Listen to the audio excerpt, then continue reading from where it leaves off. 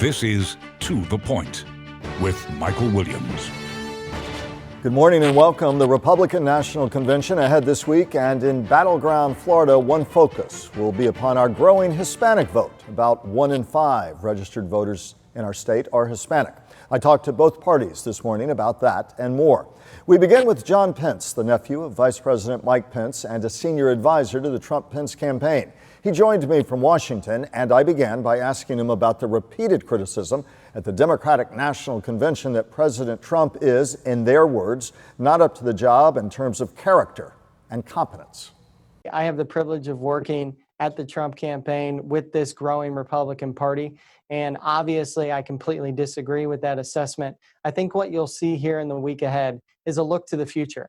What are 4 years more of President Trump's bold leadership to put America first, to stand up for jobs, to stand up for more growth, less government? What does that mean to the American people? I think this past week we've seen a lot of focus on personalities and on the past. This Republican Party is looking to the future and looking to help we the people in the future.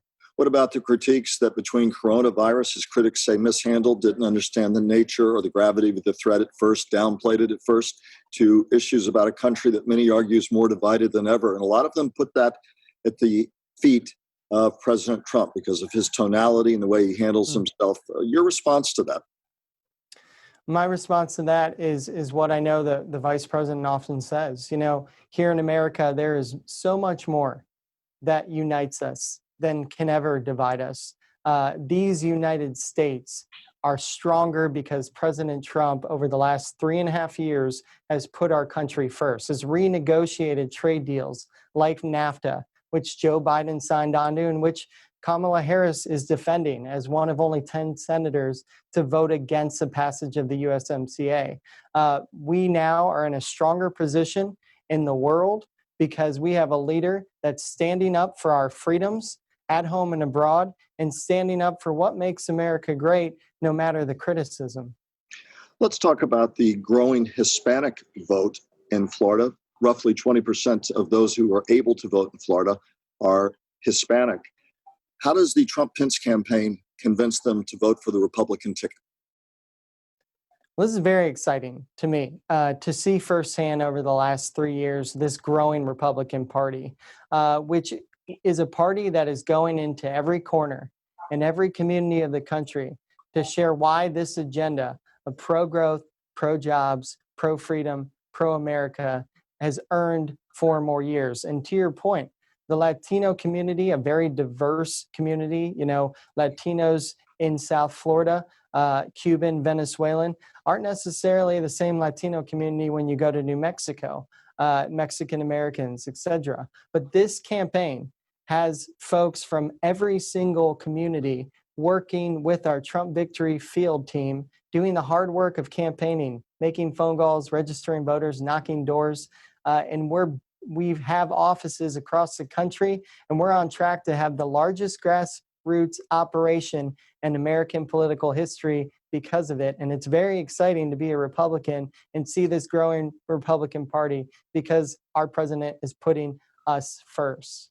Mr. Pence, how do you attract that Hispanic vote, which could be crucial in a state like Florida? We'll have to see which piece of the vote is the pivot point come November. But how does the president make his case for that growing Hispanic vote in Florida when he has had allowed anti-illegal and many argue legal immigration stance for 4 years, when he at first opposed DACA, allowing youngsters who came here illegally with their parents to stay, and has flip-flopped on it since?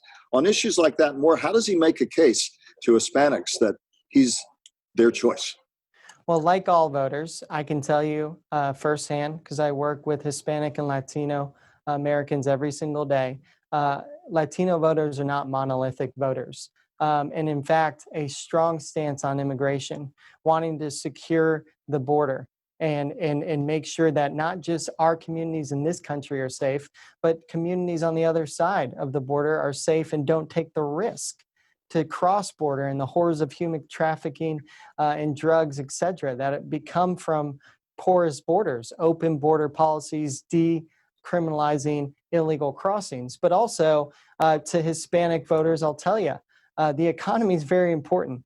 And looking at the results of this president over the past 3 years before the pandemic arrived, Michael, I'm sure you've heard all these stats, but lowest unemployment ever recorded for Hispanic, for Black Americans. These are real results from pro-growth policies that this president has been championing, and will continue to fight for the next 4 years if the American people give him that privilege and honor to do so.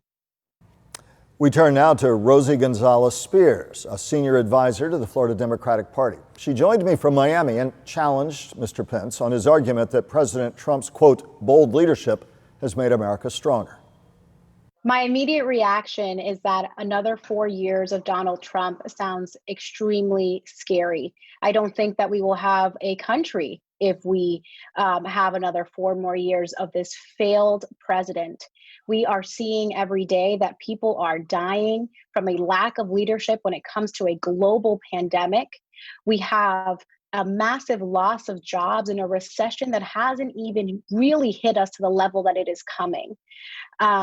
We have a president right now that is not able to unite us, that he is fear-mongering and appealing to the worst of us at a time when we need to appeal to our better angels. And I know that that is what Joe Biden and Kamala Harris are about. We are seeing that this week in our convention, that for the first time, people are feeling hopeful again. We have some adults in the room making some real decisions and putting out some real policy proposals that are going to move this country forward. His supporters say while you can critique how he's handled coronavirus, you can't critique that the economy pre-coronavirus was doing very well and lifting all boats, including those of Hispanic and Black residents of Florida and beyond, Black citizens and Hispanic citizens, all citizens in this country. How do you respond to that critique? And in fact, polling shows that people still generally trust the president on the economy more than Mr. Biden. Well, I think that Trump benefited from inheriting the Obama-Biden economy that they built, that we had an all-time high in jobs. They took us out of a recession faster than previous administrations. And we were able to really gain back a lot of the losses that were made under the Bush administration. So Trump he benefited from inheriting this economy that he couldn't even keep. He couldn't even keep it together. So it quickly deteriorated under his lack of leadership. And Biden and Kamala Harris have very concrete plans to ensure that every American is going to have the access to quality health care, to a job with a paying wage that they deserve, to Latino businesses, giving them the attention and investments that we need for small businesses, not just in the Hispanic community, but everywhere where our small businesses are struggling. And so we are ready to elect Joe Biden and Kamala Harris and get this economy back on track. Ms. Gonzalez Speers, to the Hispanic vote, one segment of what we'll focus on as we look at all the critical components of the vote, from terms of background, age, the youth vote, the 65 and older vote, the Black vote, the Hispanic vote. As we focus on the Hispanic vote, though, right now, in Florida, roughly 20% of registered voters are Hispanic. Republicans are making a push for them. How do you make your argument? The New York Times just last week said that Hispanics, they're worried too many will sit on the sidelines, and that generally speaking, there's too much of an enthusiasm gap for Biden Harris. How do you make the pitch? What is your closing argument to Hispanic voters in Florida? Yeah, I think that what we're seeing here in Florida, and we see the results of the primary election on Tuesday, is that we do not have an excitement gap in vote from our voters here in this state. The Biden-Kamala campaign is not taking anything for granted.